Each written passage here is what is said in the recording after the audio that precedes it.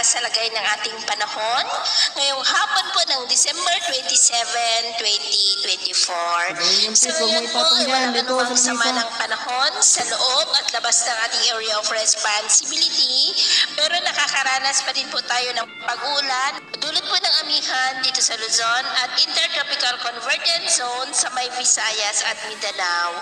At sa atin pong long range forecast ay nananatili pa rin na walang bagyo na namamataan na tatawid po dito sa ating kalupaan hanggang sa matapos ang taon na ito ay posibleng storm free po tayo. Pero hindi pa rin inaalis ang posibilidad na may tsansa ng pamumuo ng mga sama ng panahon sa silangan ng ating bansa, lalo at umiiral na ang Intertropical Convergence Zone at natinawag po yan na breeding ground ng mga sama ng panahon.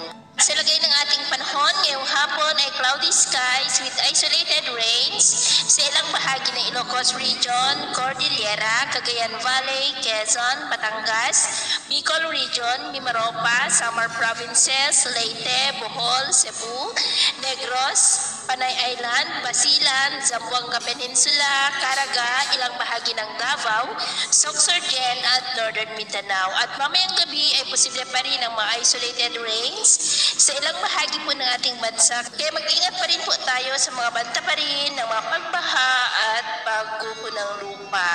Hindi naman po mga baybayin, iwasan na muna natin ang papalaot sa silangang baybayin ng ating bansa, maging sa Northern Seaboard ng Cagayan, Batanes Island Seaboard, Labuyan Island Seaboard at kanlurang baybayin ng Ilocos Region at Central Luzon.